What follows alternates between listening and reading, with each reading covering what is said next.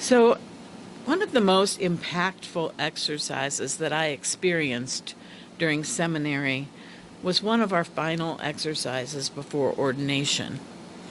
We were required to write our own personal vows of ministry, which we then spoke at the time that we were ordained. These vows were intended to serve as our beacon, our guiding light to guide us in our ministry. And if we felt lost or wandered off, we could come back to them to reorient ourselves to those ideals that we sought in deep meditation and brought forth as our mission. A further suggestion was made at that time that we recite those vows every day for 30 days after ordination, and then whenever we felt guided to remind ourselves of our focus. I found this to be such a valuable practice, even now, 11 years after I was ordained. It still inspires me and helps me. So I wanted to share that practice with you because I believe that we're all ordained. And some of those songs really hit on that, didn't they? We all have a light in us. We all have a purpose. We all have a focus. You don't have to be an ordained minister like I am. In fact, I wish Gretchen was here because 2 weeks ago, she started her talk with, well, I'm not a minister, but she really did minister to us that day. She does. I mean, she just does. She's a light. And all of you are. I just see that in you so much in the time that I've been with this community. So this helps us to focus our energy. I'm ordained as an interfaith minister, but in fact, again, I think every single person, just by the fact that you are living in a body, there's an ordination, there's a call in you. In fact, in the Gospel of John, chapter 15, verse 16, these words have always rung in my ears. You have not chosen me, but I have chosen you and ordained you that you should go forth and bring fruit. Growing up, you might have heard, like I did, that ministers receive a call. And I did. However, I don't think it's limited in any way to a minister serving a religious community. What does it mean to be ordained? When you look at Webster, you get a very traditional definition. The first is to invest officially with ministerial or priestly authority, and the second is to establish or order by appointment, decree, or law. But I'm much more inspired by the synonyms that are included, which are appoint, anoint, and consecrate. Each of us is appointed, anointed, and consecrated to express our unique individuality and our soul energy. And here at Unity, we support and encourage the expression of that individuality. It comes from your heart. It comes from your soul. This isn't a community that says, this, and this is what you do. This is a community that encourages you to strengthen your commitment and your communication with your inner, deepest self. We also encourage continual exploration and growth and evolution of that expression. We support the Christ example as the highest expression of that evolution. We also support the Buddha example.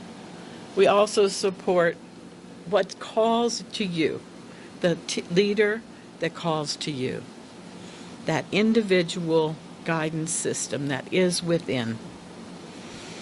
So today, I want to focus our energy on connecting with that place that is our divine light, our divine guidance, and how do we evolve in our commitment to the divine, expressing through us in our daily lives, as well as our participation in the community. A lot of times we hear people are seeking, what is my calling?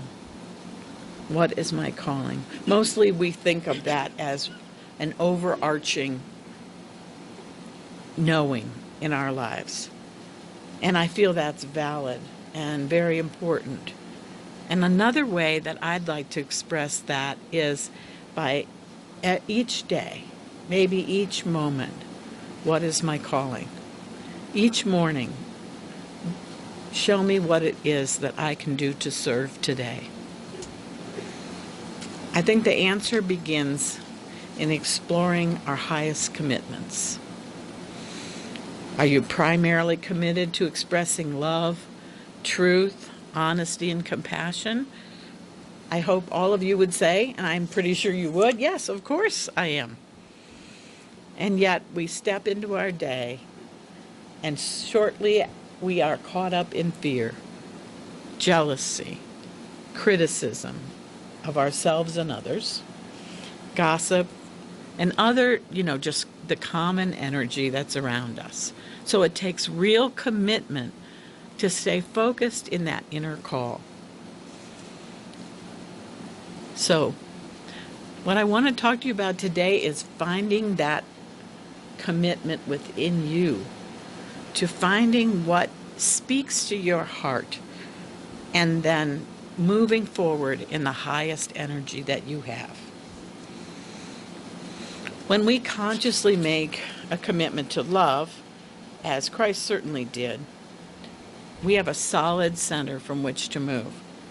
Author Catherine Woodward Thomas says this: our commitments are that which we orbit around.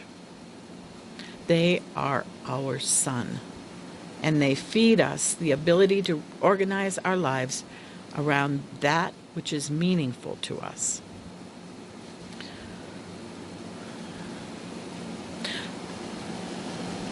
As I explored this topic, I remembered a memorial service I was called to do. The man's name was Mark White. He was the husband of a very good friend of mine, but I didn't really know him. He was what you'd call a really good, ordinary man. He went to a job. He raised a family of 3 with his wife, Julie, and he participated in the community. That day surprised me. Well over 100 people attended the service, probably more like 200 when you considered the people that came to the sharing time afterwards. That's exceptional. And they showed up to attest to Mark's commitment to his family, his work, and his community. Mark lived a life committed to expressing love. Mark was not a church-going guy. Mark may not have even been a conscious believer in a greater power, but he had affected all these people with the love and his commitment to love. His life orbited around that commitment. And still today, his family and friends are inspired and guided by that love that he continually, consistently expressed in his life. I hope that we all have that kind of legacy. And part of my commitment as a minister is to encourage that kind of growth and that kind of expression. What do each of us orbit around? How do we find our sun? How do we stay focused in that orbit? my guidance is this. First, you listen. You listen to what your heart tells you. You listen to your deepest inner voice. And trusting that, you step forward into your daily life. Each of us is an expression of a greater being that is within us, that divine energy, that source. It isn't enough, though, just to listen. We have to hear. Did you ever have that experience where you are talking to someone, any of you have children, I'm sure know this, and they're listening, but they're not hearing? Pretty frustrating, isn't it? I just had my 37-year-old daughter in front of me the other day and said, "Honey, are you with me?" And she has 2 little children, so she's rather distracted, and I understand that too. So, hearing requires attention, focus, and response. Have you ever just felt that frustration where you didn't have that focus and you didn't have that response? That is frustrating, and I imagine that the Divine Spirit gets frustrated with us sometimes too. So we need to, Spirit requires that we not just listen, but we hear, that we are attentive, and then we must respond. We must act. We must take our commitments into action with pure intention. When we're doing this in the highest way, we cannot help but become a force for good. I don't care if you're just, checking out at the grocery store. You have that energy with you when you're focused in that loving center and you touch people's lives, sometimes without a word. That energy that's created when we set our commitment to serve the highest values of love and truth and service to divine energy creates a positive force field. We're learning more and more about energy, the world of the unseen that's so strong and so important. It's easy to get caught up in the world of the seen, isn't it? And we need to be focused on, am I producing enough money? Am I giving enough care to those in front of me? But this is the groundwork. These are the roots. Your energy changes your life. It changes the life of your family and everyone whose life you touch. So back in seminary, it was with this information that I set out to listen, to hear, and to act as I created my vows, my personal vows. And what I'm suggesting to each of you today is that you consider sitting and creating what is your vow? What are you ordained to do? I'm going to give you some examples of vows. But as a groundwork, let me just say that vows need to be clear, straightforward, and a distillation of your highest aspirations and your deepest spiritual values. They need to be simple so that you remember them, but lofty enough to make you stretch. Beautiful words are fine, but they're not necessary. Directness and clarity are most helpful. Make them short and succinct so that you can remember them and recall them whenever you know within that it's time to set your feet right back on that path again. I'm going to give you a few examples. So one person's vow was, I vow to practice mindfulness from moment to moment. I vow to live consciously, open-heartedly, and lovingly. I vow to be generous with all that I am. Another, I vow that each day I will continue to grow and deepen my spirituality. I vow with the whole of my mind, my heart, and my being to help others. A third, I commit to personal growth through the practice of forgiveness and compassion and loving kindness for myself and all others. I commit to an ever-deepening relationship with the divine through daily spiritual practice. I commit to selfless service wherever I am. And one more. With gratitude and deep humility, beloved God, I vow to live a life in alignment with your love. I will strive to see every situation as an opportunity to demonstrate love. I dedicate my life to knowing your will in every instance.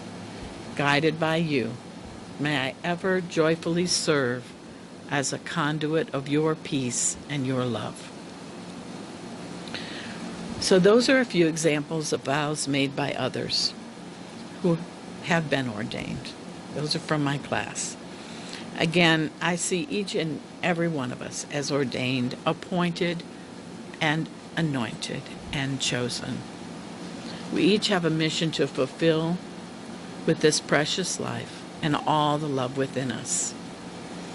We need to be supremely aware of the impact of that commitment and the energy of it and the effect it has on those around us.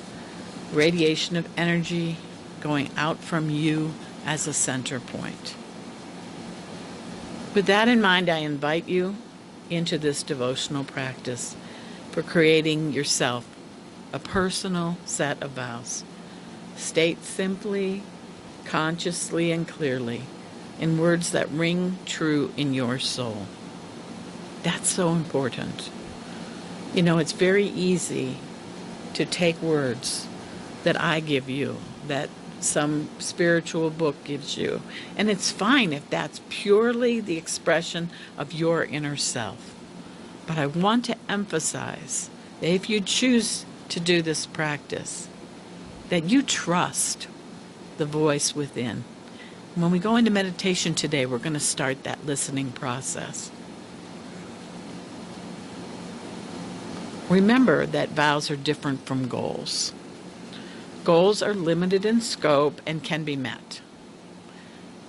Vows are aspirations. They're energies. Vows can be practiced, but never really completed. Norman Fisher, in Taking Our Places, says, "It is their very inexhaustibility that propels us forward, opens us up, and shapes our desires and actions." He further offers this: vowing is like walking toward the horizon. You know where you are headed. You can see the destination brightly up ahead, and you keep on going toward it with enthusiasm, even though you never arrive there.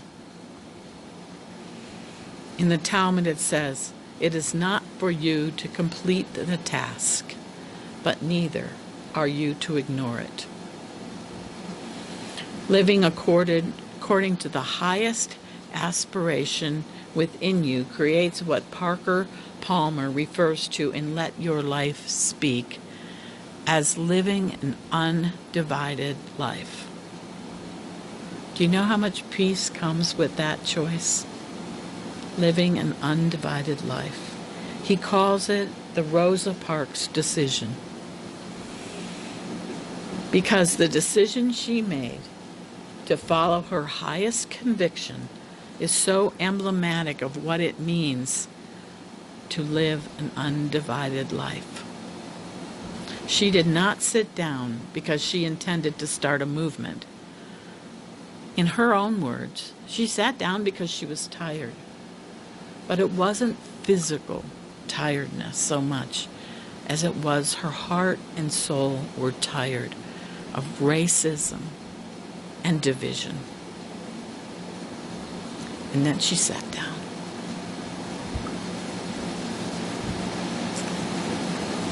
Her act of self-expression and self-reliance can be an inspiration to all of us to live from our authentic self. This spiritual community is only here because of you. You are this community. Without you, there's nothing. Without you, I'm talking to no one. I see each of you as equal participants, and we rely on you expressing your highest nature in order for Unity of the Grand Valley to become a beacon of light in the world. The vision for this church is stated this way: we are a vibrant and diverse community dedicated to spiritual growth through divine guidance that manifests joy, peace, and abundance. Our first responsibility in this vision is to individually accept the responsibility to express our own divine magnificence, the light within you. I don't know how Deb knew, but she put that song in there, didn't she? Just see that candle. My challenge to you today is to take the time and to contemplate your deepest vows, to listen, to hear, to act. Write down what you hear. Consider the practice of saying that each day, and you might refine it as you start that practice, and that's okay. As long as you're listening to that voice within, you can't go wrong. Then you can use those vows, those personal vows, as a beacon to guide every part of your life and to bring you back when it's so easy to get distracted, isn't it? But what we do here is we remind ourselves of the highest and best. We ignite that light again within us. And then we create heaven on earth as we move forward, each honestly,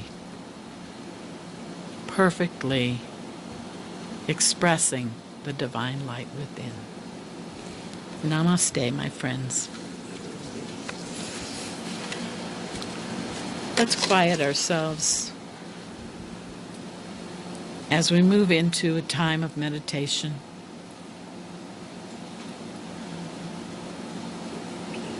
Prepare yourself for that listening mode. Put aside anything on the external that may be distracting you. Taking deep breaths at your own pace. Consciously see yourself bringing that divine light through you. And see the light shining within you. Your soul's light, like a candle within. Spend a few minutes focusing on that light. Breathing in and out. Releasing and letting go on the exhale.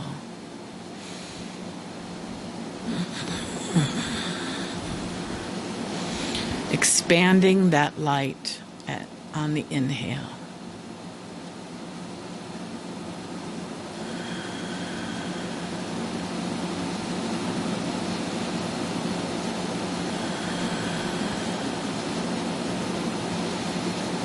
Become very, very still and quiet. Moving more and more deeply into that place of divine union.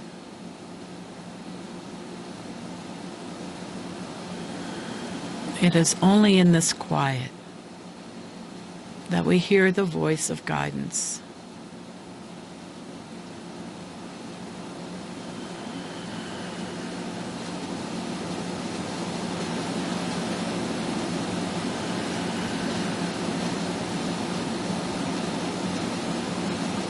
And now in that quiet place, listen.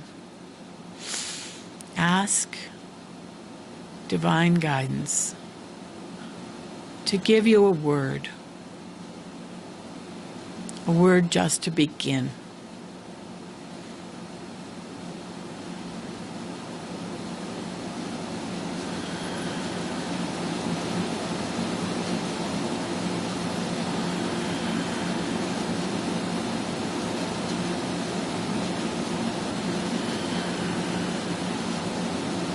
Trust your inner hearing.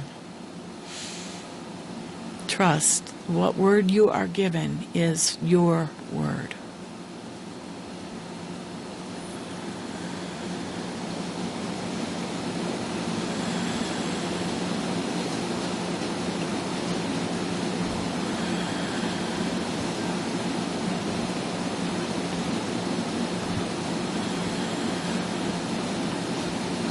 In the stillness, see yourself writing that word.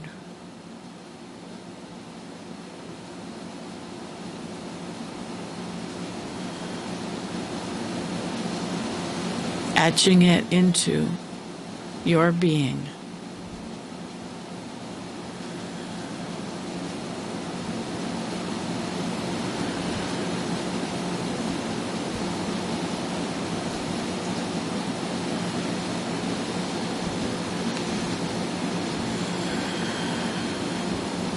This is the beginning.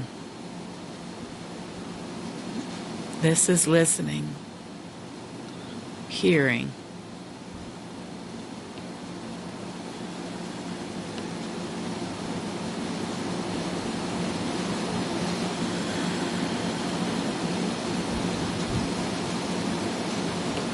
We graciously now say thank you to Divine Energy for meeting us in this quiet moment and beginning with us the process of knowing our vow, our commitment, our place in this universe. Say thank you, thank you, gracious, loving Spirit.